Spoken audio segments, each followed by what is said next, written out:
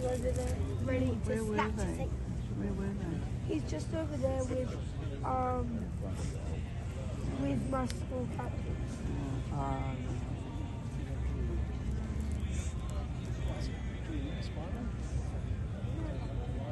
Probably look a bit bad if your school captain's going to be doing it.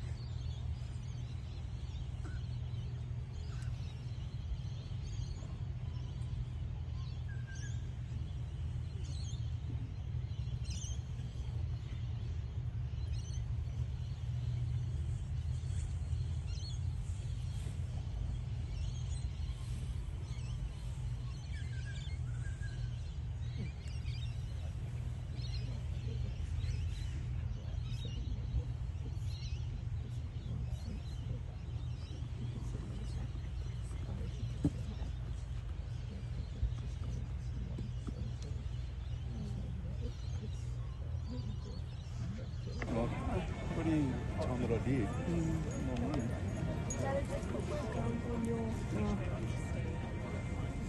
Can I have mine? Did he like it?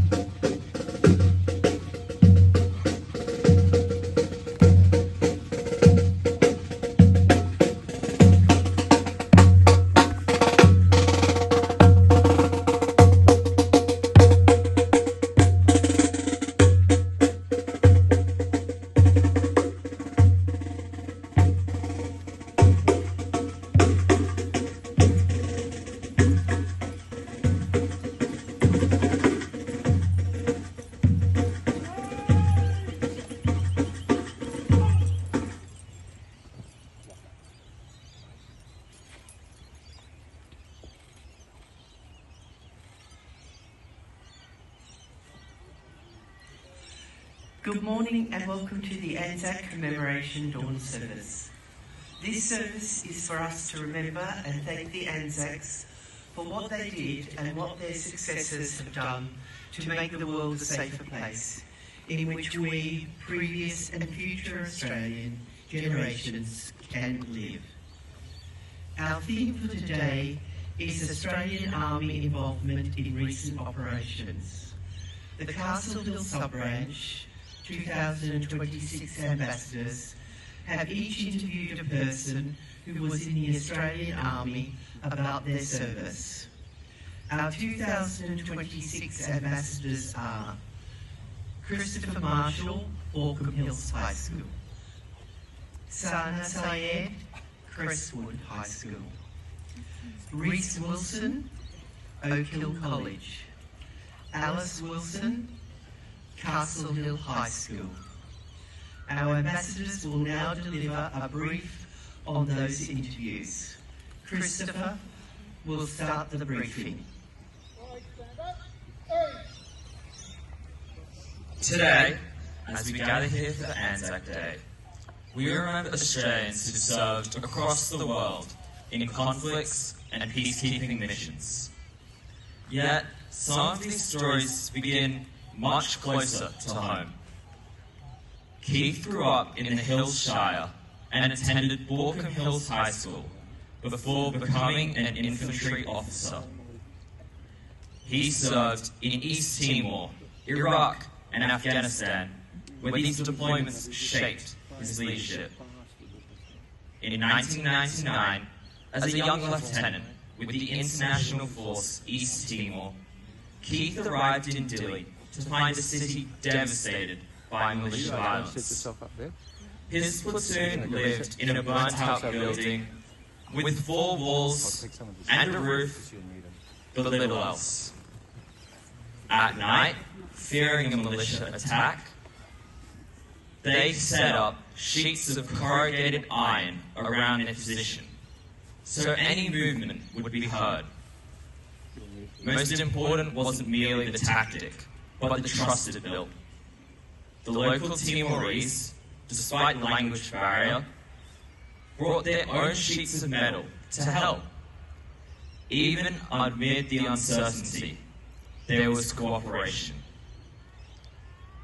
With limited technology available and the same rations every day for 7 weeks, Keith's leadership kept his soldiers focused, disciplined, and motivated. Years later, in Afghanistan, the environment had changed completely.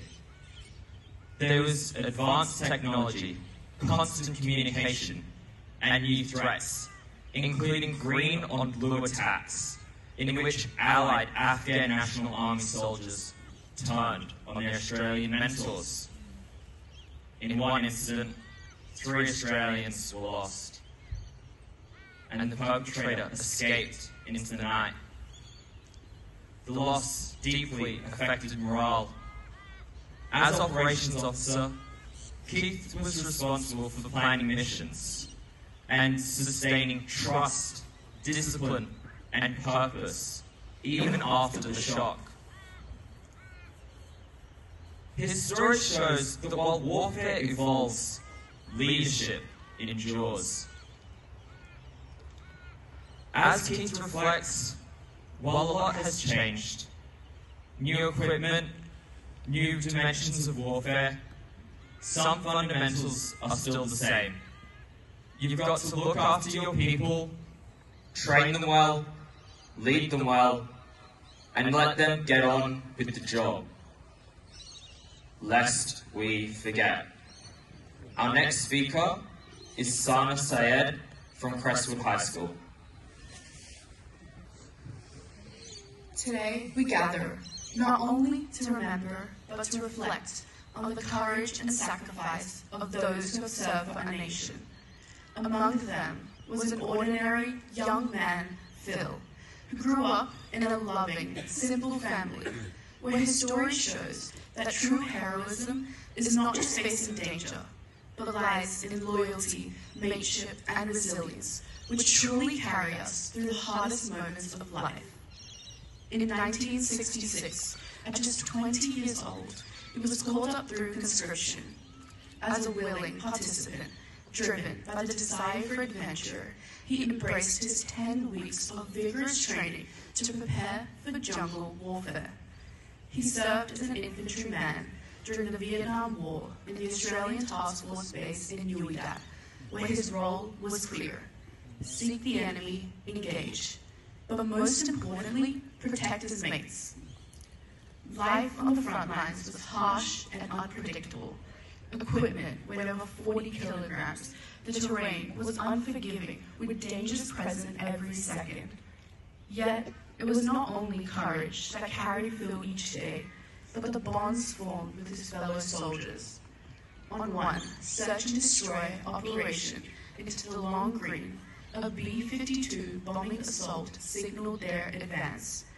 As night fell, Phil and his unit entered a swamp where they remained for 6 hours in water reaching up to their chest. For some of the shorter soldiers, survival depended on the support of others, leaning on their mates to stay above the water. In that moment, strength was not individual, but shared. Moments like these show us that heroism is not the act of an extraordinary person, but the everyday courage and loyalty shared between ordinary people in unpredictable situations. Today, as we reflect on the courage and sacrifice of those who have served our nation, let us carry forward their courage and loyalty into our own lives. Let our everyday actions reflect the values they fought to protect, lest we forget. Our next speaker is Reese Wilson from Oak Hill College. If you had told a young girl, practicing piano skills on the shores of Narrabee, that she would one day command an army brigade, she probably wouldn't have believed you. And yet this is the story of an extraordinary woman. Not only a brigadier, but a logistician and a teacher.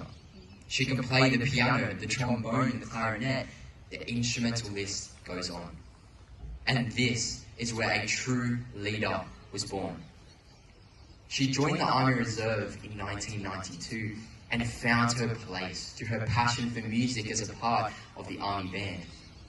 This tied her to her grandfather's service in World War II, who finally opened up after years of silence. In seeking a commission, she suffered an excruciating back injury, enduring unimaginable pain for over 18 months. And at the end, she was diagnosed with several fractured vertebrae which she had battled through. What incredible resilience. During the deployments to Timor-Leste, Kuwait and Iraq, her leadership guided teams, shaped logistics and strengthened communities. In Timor, craftsman Bo Perdue was just 21, where a tragic accident led to his passing. He was loved. They all carried the grief, a hole deep in their hearts. Through remembrance, his spirit has been kept alive, both then and now, his memory living on. Through her service, this inspiring woman has become a mentor and an advocate for women in defence, creating networks for female recruits.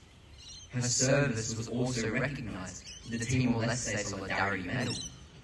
Her medals only told part of her story. Because service comes at the cost of missed birthdays and time spent with loved ones. Service demands sacrifice.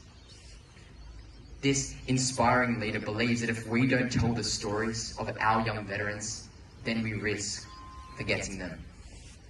But this courageous leader also believes that if we go and we have a laugh and even a cry, then we can go and remember them. Lest we forget.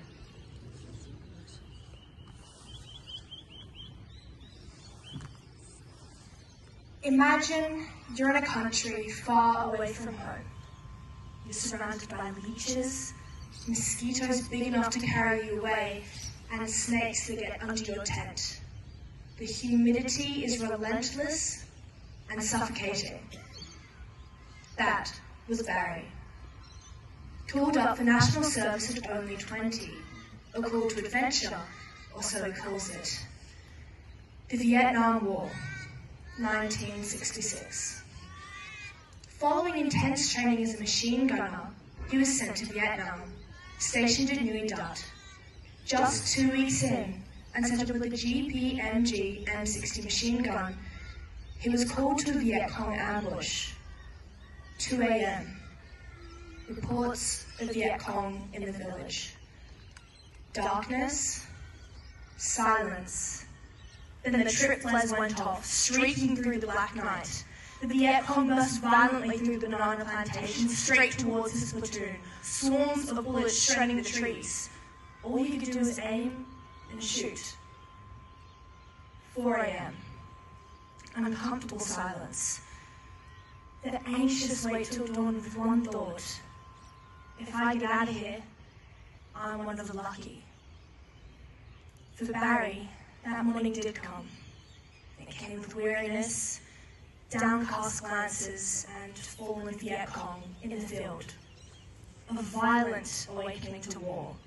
Just one of the many traumatic moments experienced by over 60,000 Australians in Vietnam.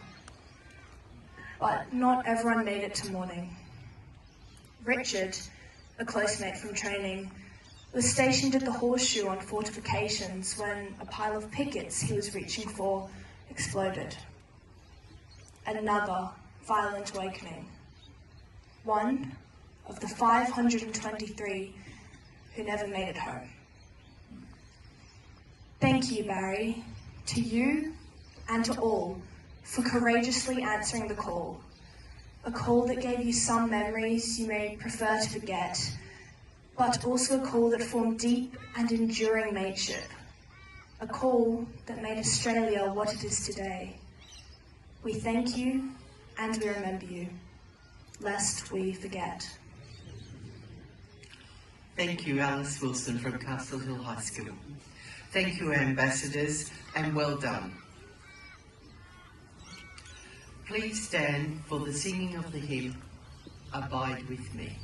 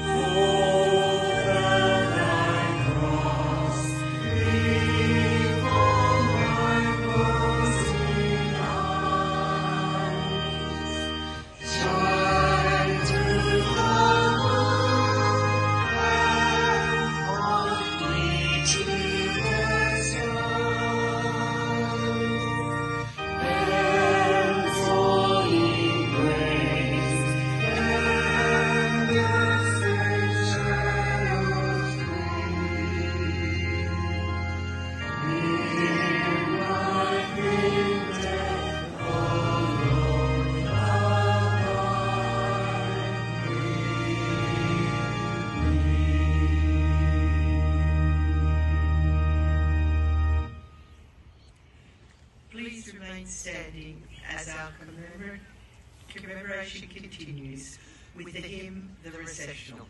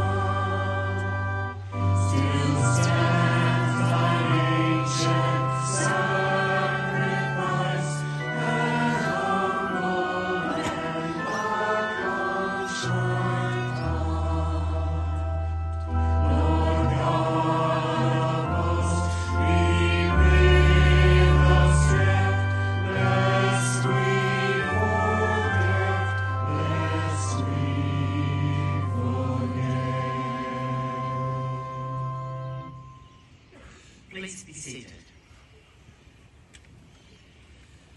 At this hour, on this day, ANZAC received its baptism of fire and became one of the immortal names in the history of our nation. We gather here to remember the comrades who went out and did not return from the battlefields of the Great War, the Second World War, Korea, Malaya, Malaysia, Vietnam, the Gulf, Timor-Leste, Afghanistan, Iraq, and on peacekeeping and humanitarian missions such as the Solomon Islands, Sudan, and the Middle East. We feel them near us in spirit. We wish to be worthy of their great sacrifices. Let us therefore once more dedicate ourselves to the ideals for which over 102,000 Australians and 29,000 New Zealanders died. In the past year, the following members of the sub-branch have departed to join their fallen comrades: Robert Burke, Bruce Ashton, Peter Phillipson, Brian Inman, Peter Edwards, Terence O'Mara, Eric Thompson, Francis Burgess, Trevor Brennan, David Bruce Robertson, Stephen Beach, Tom Yaspley. As the dawn is about to pierce the night, let their memories inspire us to work for the coming of the new light into the dark places of the world. We will remember them. Our guest speaker, Major General Michael Krause, will now deliver the ANZAC Dawn Service Address. Our guest speaker this morning is a highly decorated and respected senior army officer whose career has spanned more than 4 decades of service to Australia. He graduated from the Royal Military College Duntrue in 1983 into the Royal Australian Armoured Corps and went on to command at every level, including as Commander Officer of the 2nd Cavalry Regiment and later as the Commander of the 1st Brigade. His career has included key instructional roles, senior staff appointments in Defence Headquarters, and significant contributions to Army's future warfare and operational planning.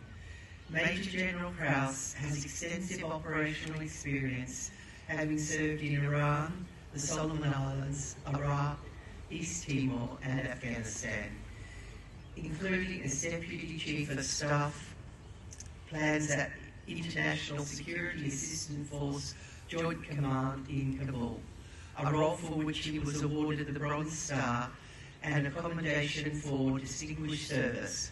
Since retiring from full-time service, he has continued to contribute to the Army as a mentor, instructor, and author of key doctrine. We are honoured to have him with us today to deliver our ANZAC address.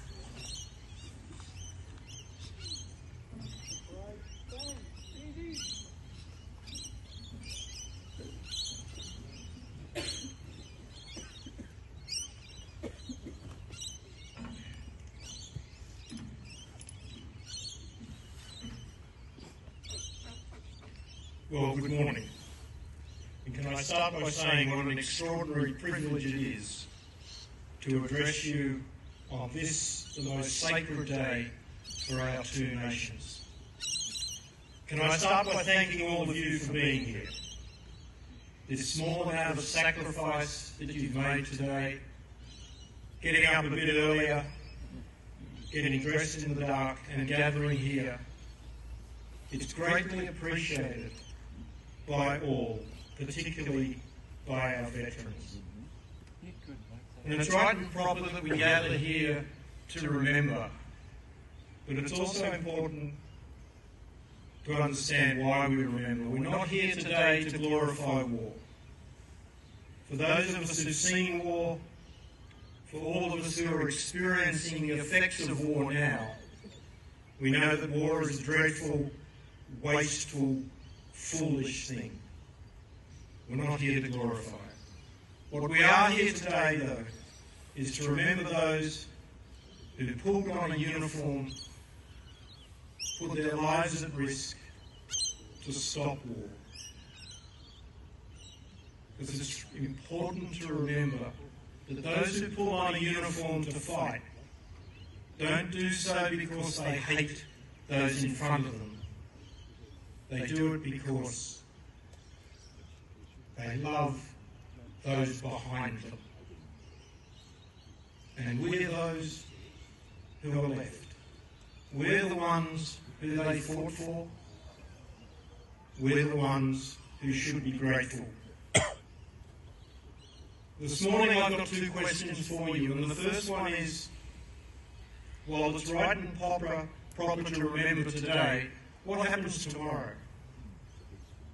What happens the day after? What happens in the weeks and months between ANZAC days? Do we remember a little less? Do we forget? Because the thing to remember about those who fought is that the effects of fighting, the effects of seeing war, don't just last for one day of the year. They're enduring. For those who lost their lives, for those who gave their most precious gift, that's enduring, that's forever. And for those who miss them, their wives, their husbands, their parents, their children, that loss is forever. It's enduring. And it doesn't affect them just one day of the year, it affects them every day. That loss is permanent. And even for those of us who returned, when you've been to war, you can't unsee what you see. You can't forget the smell. You can't forget how you feel. Many returned with physical wounds that affect them for the rest of their life. All of us are affected in ways you cannot see. You cannot forget that, and it affects you every day.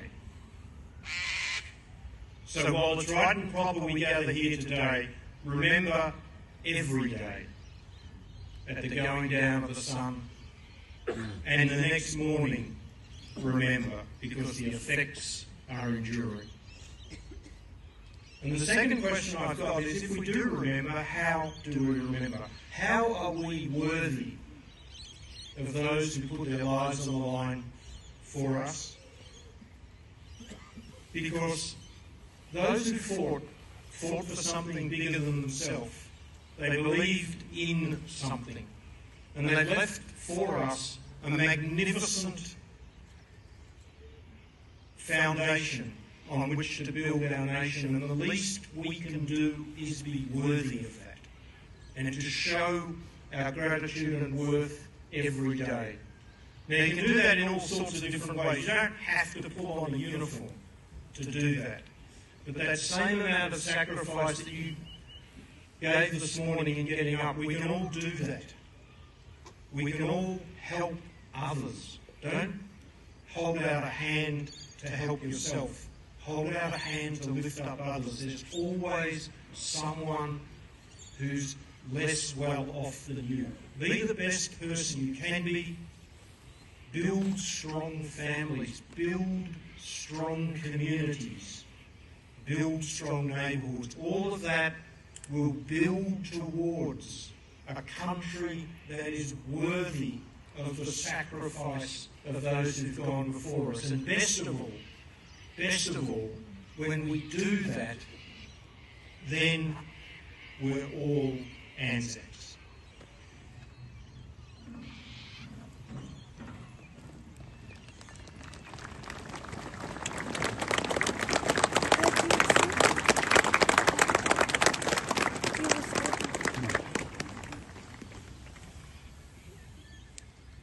Thank you, Major General Krause, for that message that we should all take to heart. Thank you. I will now ask the wreath layers to move to the back of the amenities block for the wreath laying, please.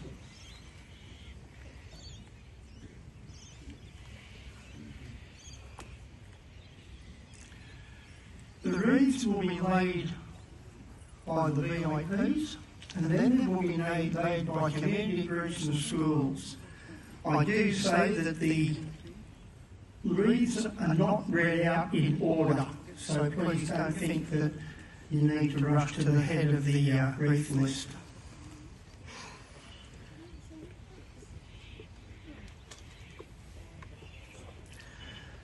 First wreath laid will be by the President of the Castle Hill and District's RSL sub-branch, Mrs Cheryl Hill.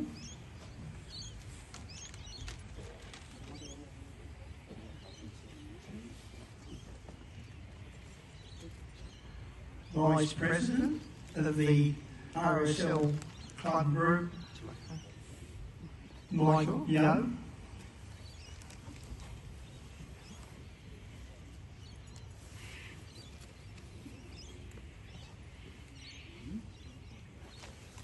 Federal Member for Mitchell, the Honourable Alex Hawke.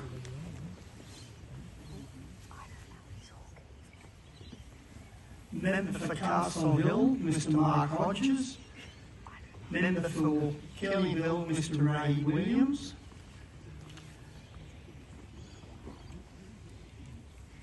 Hillshire Mayor, Dr Michelle Byrne. Army Major General Michael Krause.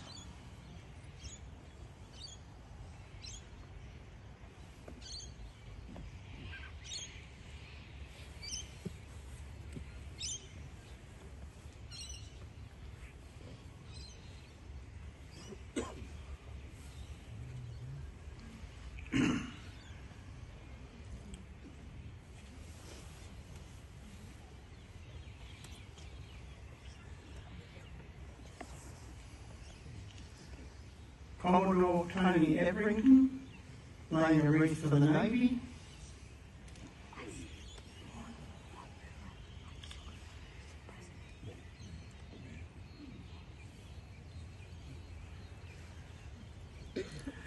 And Pilot Officer Isabel Clark, laying for the RAAF. Hills Area Command, Acting Superintendent Michael Mariello.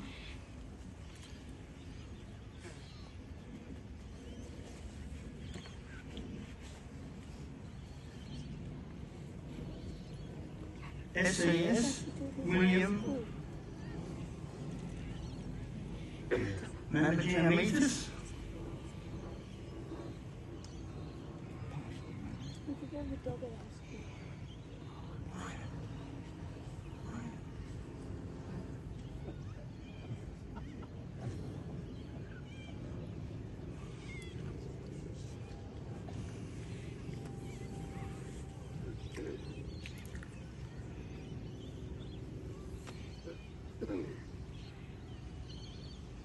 Our ANZAC ambassadors,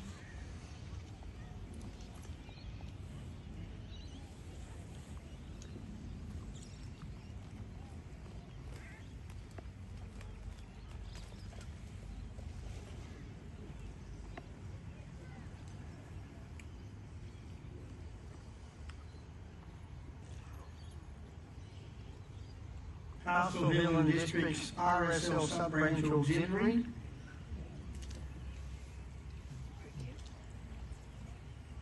Families of Veterans Guild, Auckland Hills High School cadets,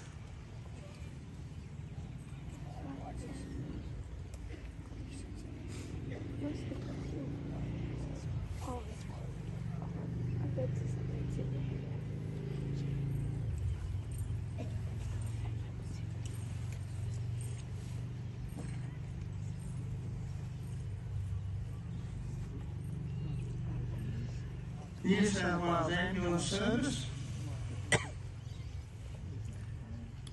obligated Heaps family in honour and memory of their son, Petty Officer Adam Heaps.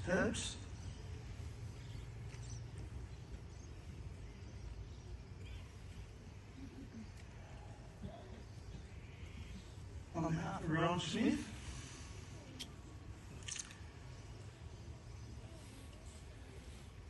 Auckland Hills Hawks, Castle Hill Rotary, Hills Eagles AFL, Hills Phoenix AFL, Hills Spirit Football Club, Kellyville Magpies AFL,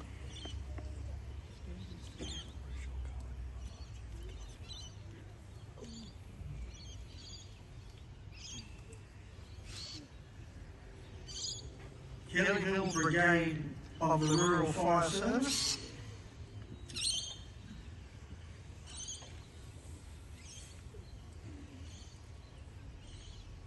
Kellyville Girl Guides, Wesley Castle Hill Uniting Church,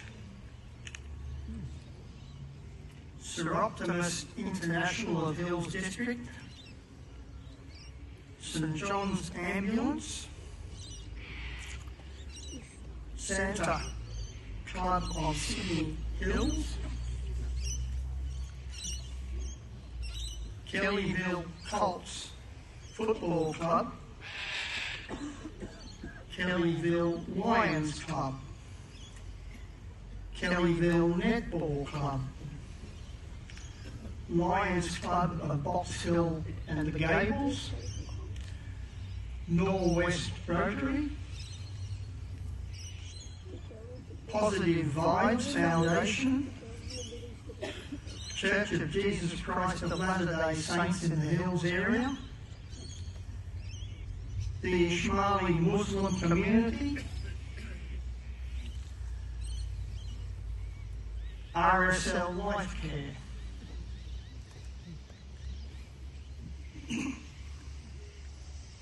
Auckland Hills High School,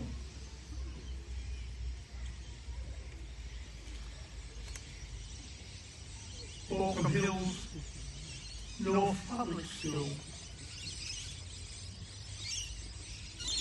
Beaumont Hills Public School,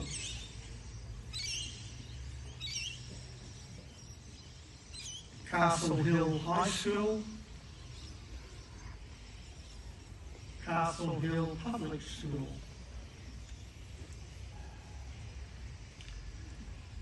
Cherrybrook Technology High School, Crestwood High School, Crestwood Public School,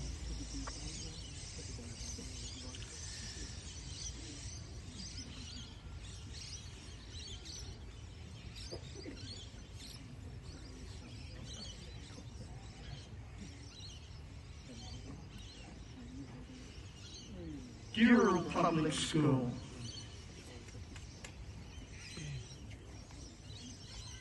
Excelsior Public School, Glenhaven Public School,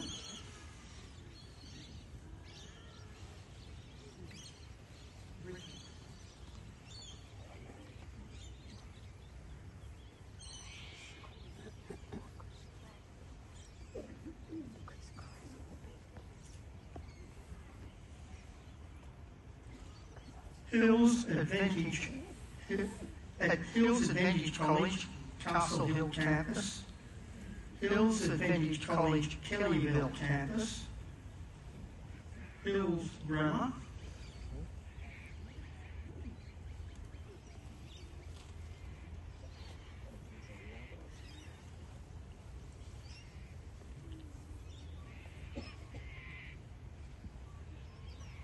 Ironbark Ridge Public School, Jasper Road Public School,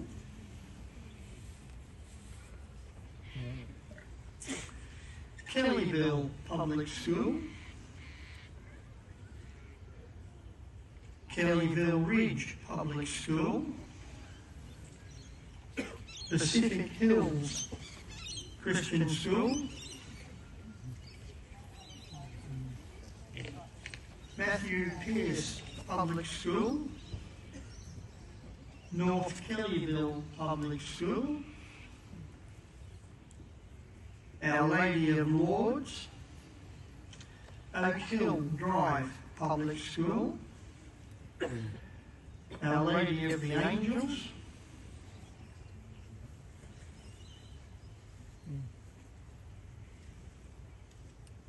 Our Lady of the Rosary Kellyville, Rouse Hill Anglican College, St Angela's, St Bernadette's Primary School, St Michael's Waltham Hills, Samuel Gilbert Public School, Sherwood Ridge Public School, William Clark College, Winston Heights Public School, Oak Hill College. Should anybody else wish to lay, please do so.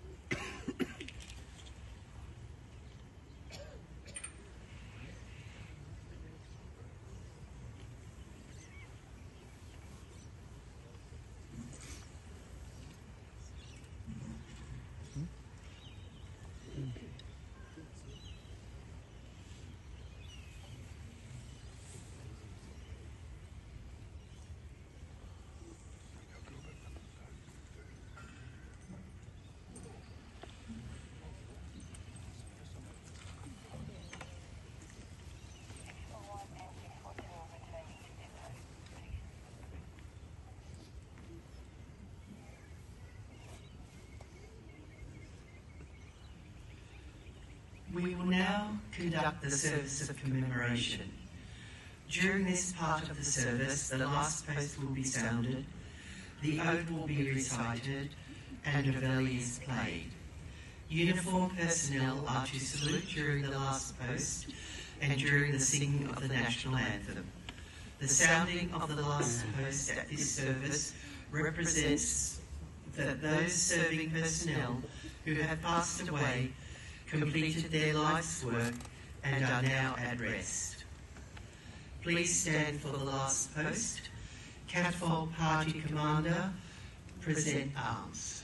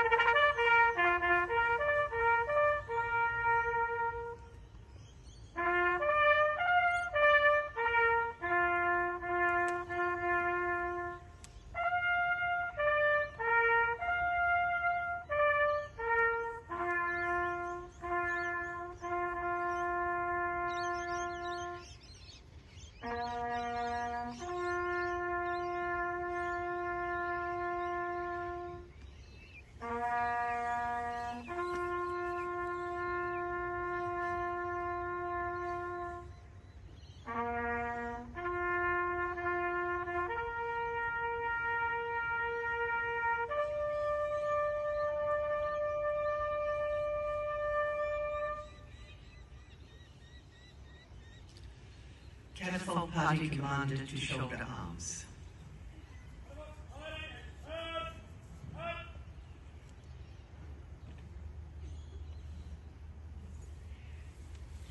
The ode will be recited by Rob Pritchard, a member of the Castleville and District RSL sub-branch.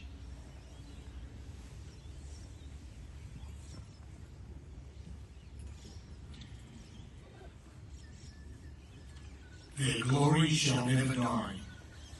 The whole wide world is their sepulchre.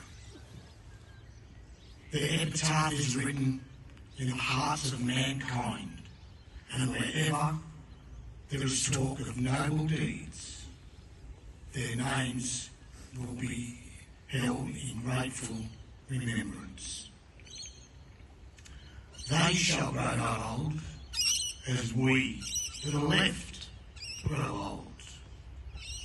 Age shall not weary them, nor the years condemn. At the going down of the sun, and in the morning, we will remember them.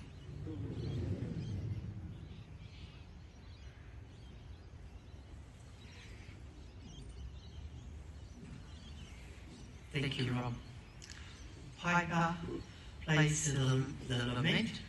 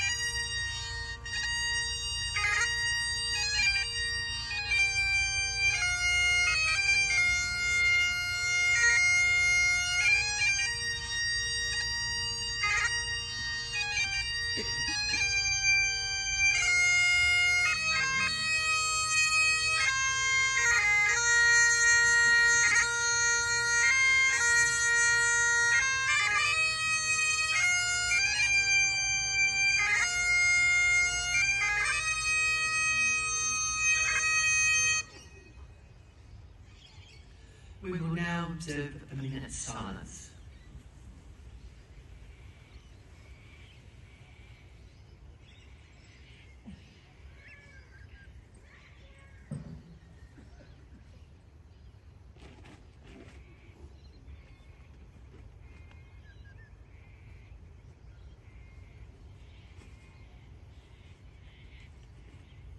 Lest we forget. Please remain standing for O God our help in ages past.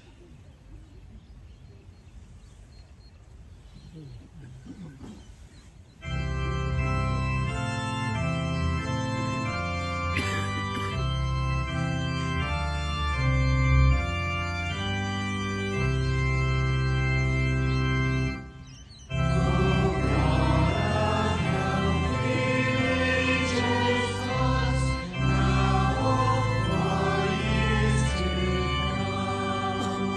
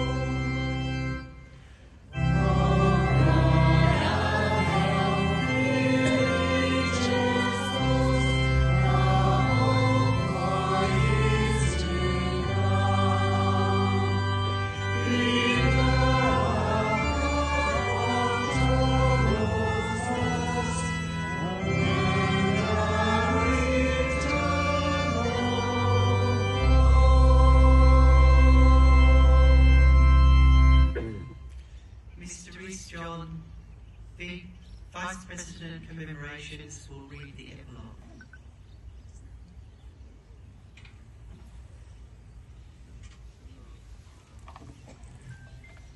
Here at this sacred spot we hold Christ, we the living, with those who must no more. For this brief hour the veil is pushed aside, and they are with us as before. We see them as we knew them long ago, an immortal host, untouched by time's decay. Who bridge the span of years and transport us back to the realm of yesterday. Old thoughts revived and deeds once shared relived, as we in memory meet around this shrine. While in silent contemplation we review their sacrifice and its true cause define, that men might walk in honour and in peace, that freedom might throughout the world survive, remembering for this they gave their lives. We bow our heads in homage and with pride, and as spirit connects with spirit, we know they wait until our work is done, till we at last shall join their ranks, and then we'll march together into the rising sun. But till that dawn we keep our vigil here, and from their presence go with firmer mind, refreshed, repledged, to dedicate our lives to serving God and country and mankind.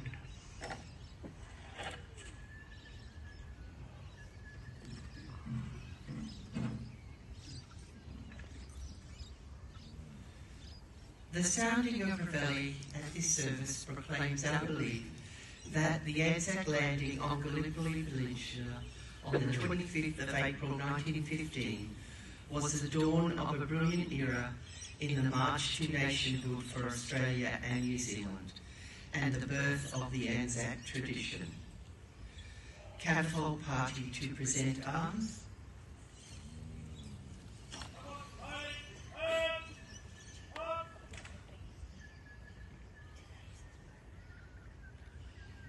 Play reveille, please.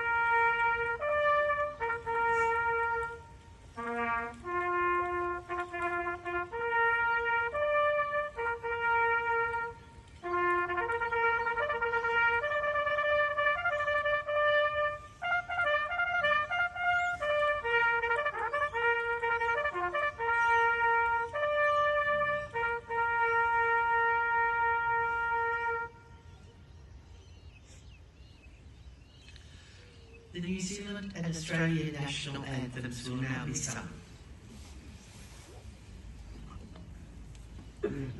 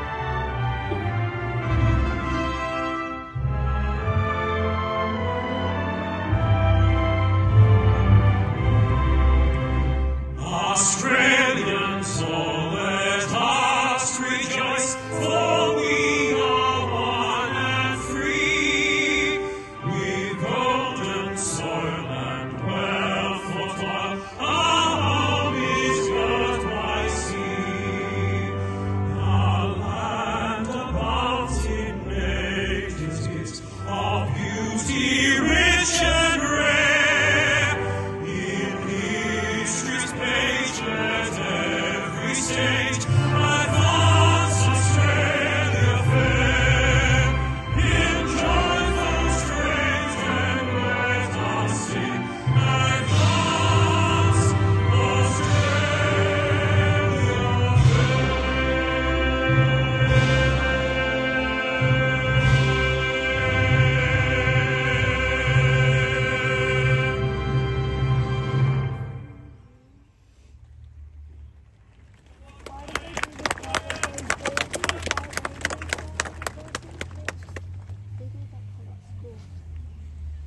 Dismount the catapult party.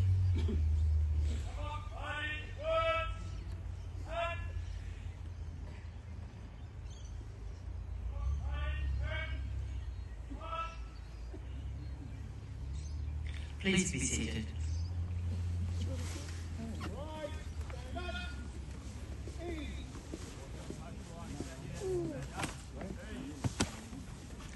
I thank the following on your behalf for helping with this ANZAC dawn service.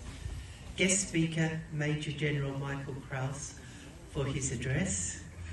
322 Squadron RAAF cadets for providing the catapult party.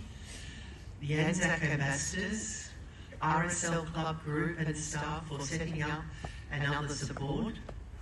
Corner Point Studios for the audio and visual specialists.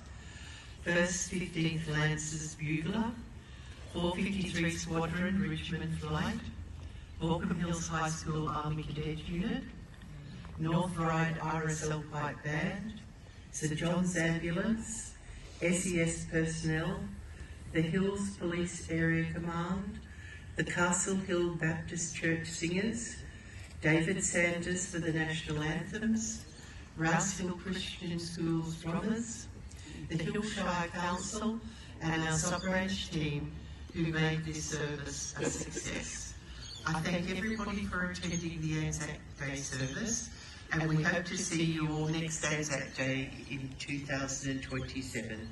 Stay safe and keep well. Castle Hill Police requests that people crossing roads around the centenary of ANZAC Reserve take great care. Please note the Aldie roundabout will be temporarily closed at the end of the service. Please follow the police directions. This concludes our 2026 ANZAC Day service. Thank you.